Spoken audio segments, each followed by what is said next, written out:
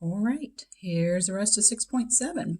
So we got maybe 2, maybe 3 more examples, but these get a little bit more messy. All right, so the length of a rectangular yard is 12 meters greater than the width. If the area of the yard is 85 square meters, find the length and the width. Now, first of all, some students end up getting confused by these units, and they think that that means that you need to square 85. No. It's just the units are squared on area, because area measures 2 dimensions. So that's why the units are squared. This is just length, so it doesn't have, it's just 1 dimension, so it's just meters. Whereas volume is 3 dimensions, so it would be cubic units. Okay, let's draw a picture of what we got. Now, I said area right here. I highlighted that, so I went ahead and just wrote the formula for area. Here's what we got. You ready? Take a deep calming breath here, right, guys? Sorry, and my allergies are acting up. I don't have the Rona, so don't worry. We have a rectangle. And all I know is that the length is 12 meters bigger than the width. So whatever the width is, this one is 12 bigger. So 12 plus. The area is the length times the width. So you'll notice I have my length, my W plus 12, times the width of W, and that area is 85. So here's the equation. Now I went ahead and multiplied it out. Now this is a little weird here because I'm distributing the wrong way, or I'm distributing a different way. I shouldn't say wrong, different way here. That's W times W is W squared, and W times 12 is 12W. You can distribute that way. If it's easier for you to move that W up here, you can do that. All right, so I get this equation. I need it in standard form. So I need to move that 85 over to get that 0 over here. Now, incidentally, if you wanted to do this one by guess and check, you absolutely could. If you wanted to try to find 2 numbers, one of which is 12 bigger than the other, who multiply to give you 85, that is perfectly fine with me, okay? All right, so I'm going to subtract over that 85. There's my standard form. I now need to factor this. Is there a GCF? No, just 1.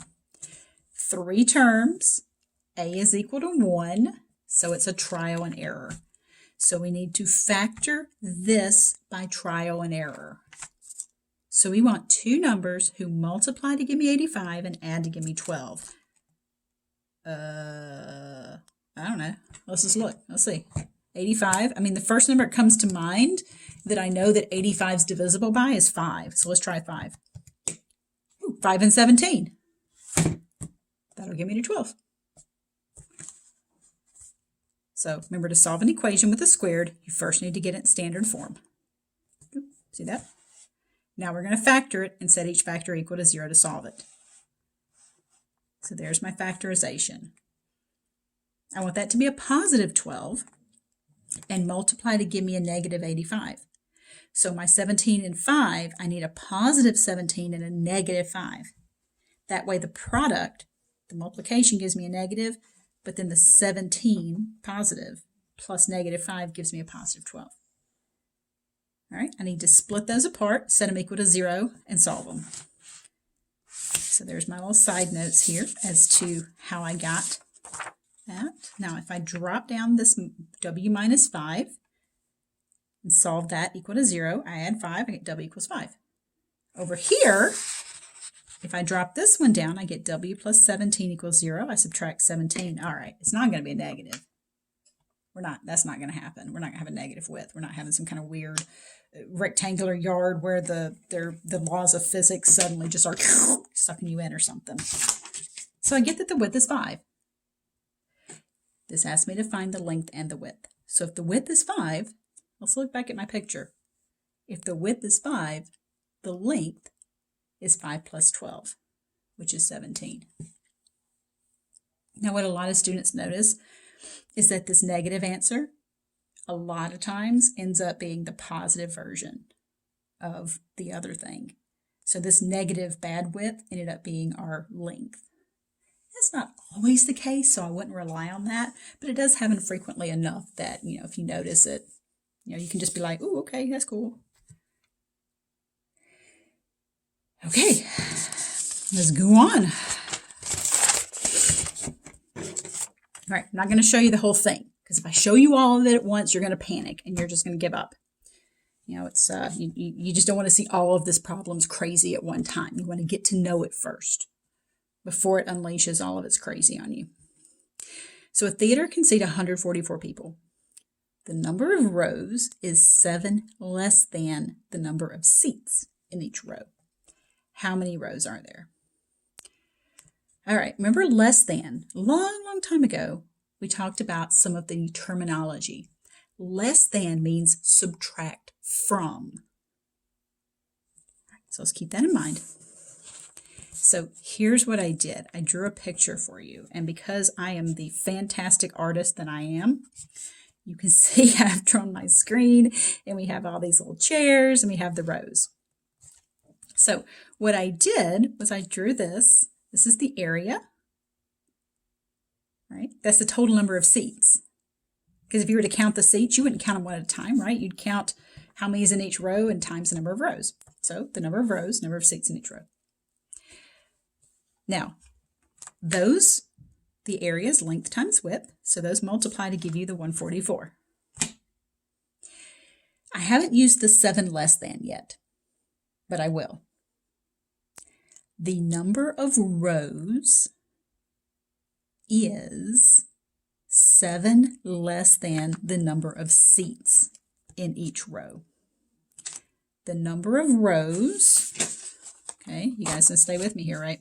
The number of rows is, there it is 7 less than, 7 subtracted from the number of seats in each row.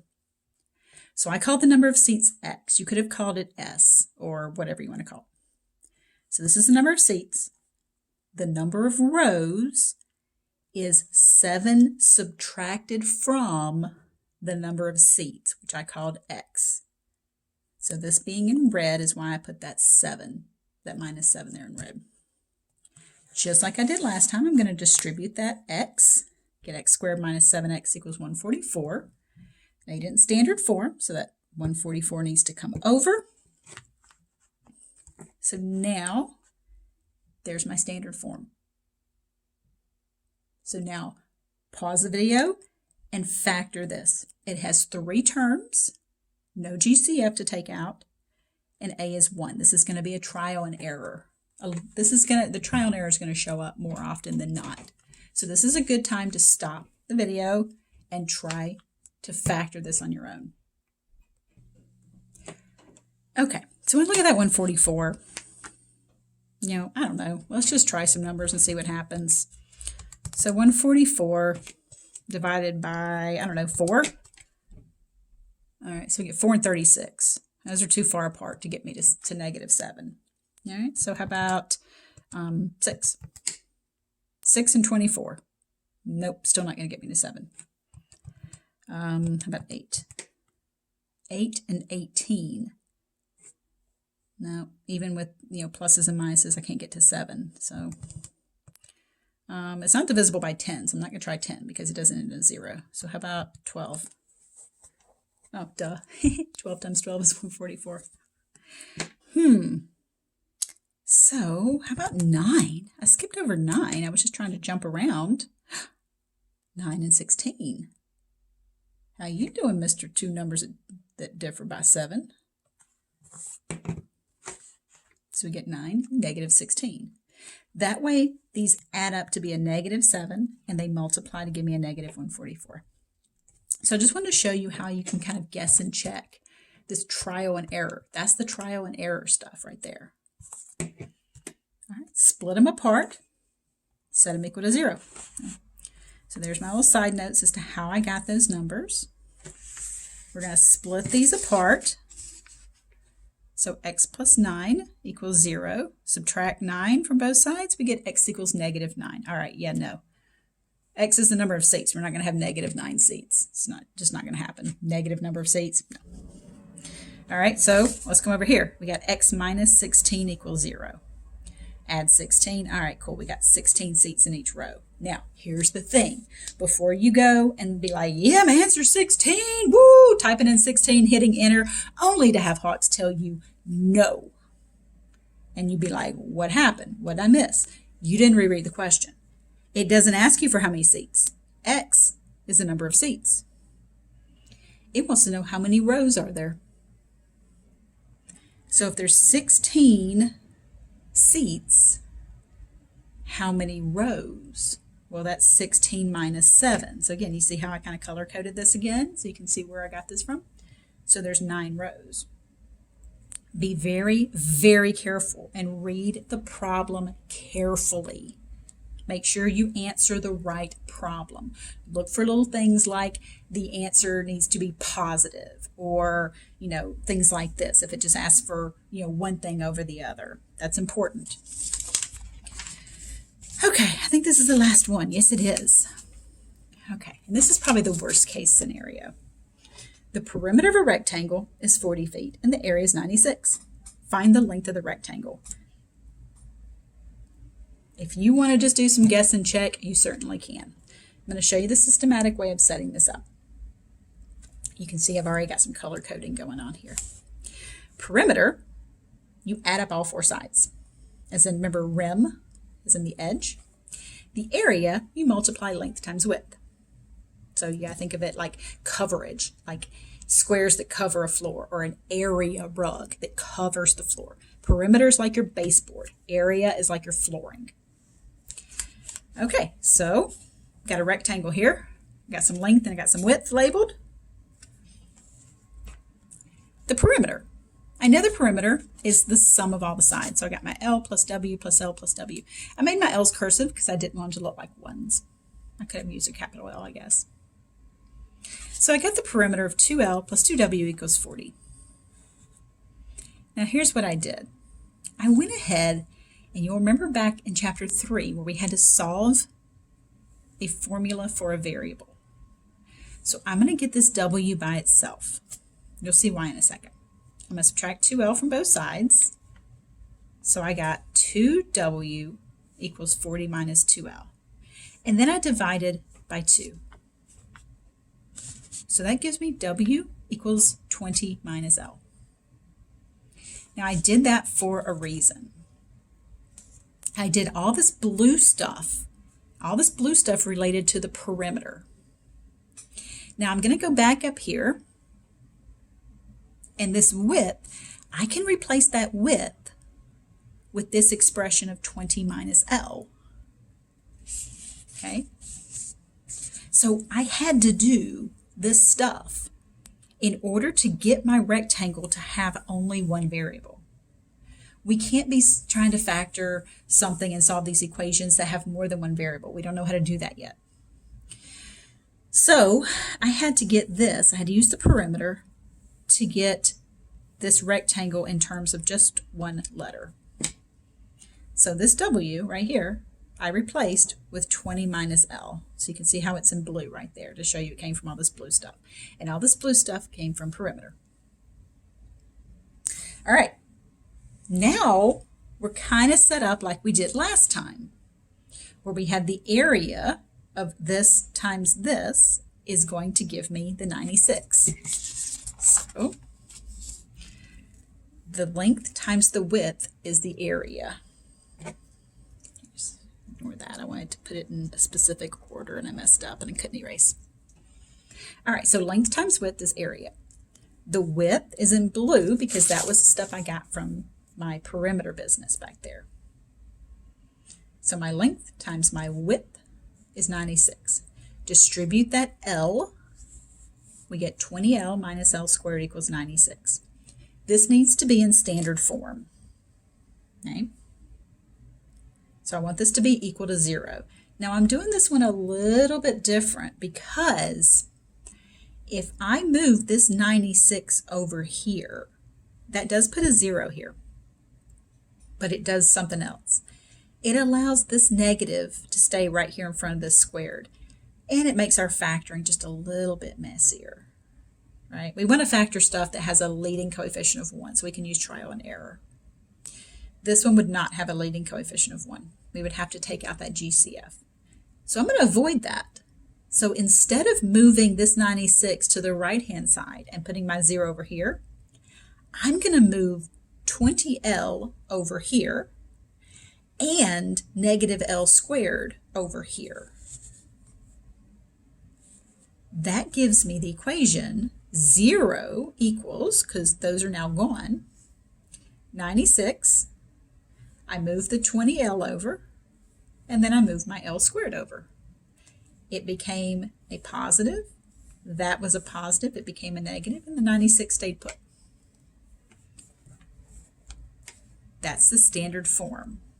I just rewrote it to where my squared was first. You know, we always have them in descending order. You know, that ax squared bx c form. So I just put my squared first. If you're more comfortable having the equal to 0 over here, you can certainly move it. We're going to factor this by trial and error because there's a 1 right here. So I need two numbers who multiply to give me 96 and add to give me 20. So let's do some trial and error here. Multiply to give me 96. I don't know. Where do we want to start? 4? 4 and 24. Huh, look at that. Did not even see that coming. I was just guessing. 4 and 24. That's going to get me to 20. So, ooh, that's interesting. I used 8 and 12. Ooh, that is good. Good. We haven't run across one of those yet. So that's a nice little side note we got here. L squared minus 20L plus 96 equals 0. Okay. So 96 can be 24 and 4, right? So we said that that was going to be 24 times 4. So we look at this like, oh, okay, cool. I can get to 20 from that, right? But look what happens.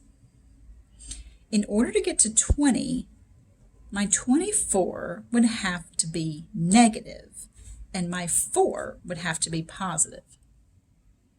So for these two to add up to be negative 20. But check it out.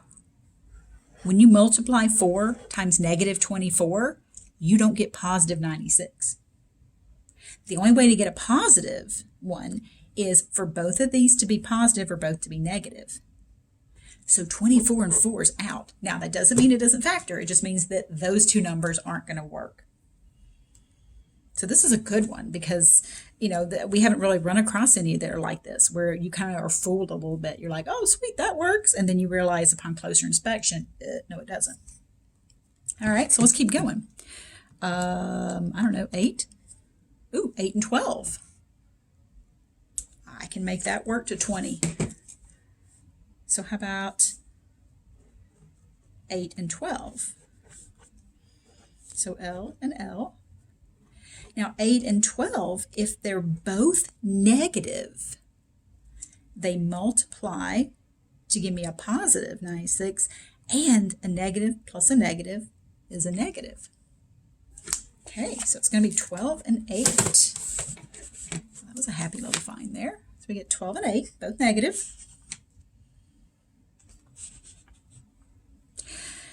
All right, let's split them apart here and solve. L minus 8 equals 0. L minus 12 equals 0. So we get 8 and 12. Now, here's where it's weird, right? Because we're used to having one answer negative and one positive. So you may be like, oh, well, which one's right? Well, look at it this way.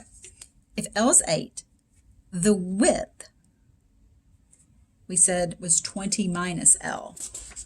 So remember right here? So the width is 20 minus L. So the width would be 12. So we get a length of 8, a width of 12. If my length is 12, my width is 20 minus 12, which is 8.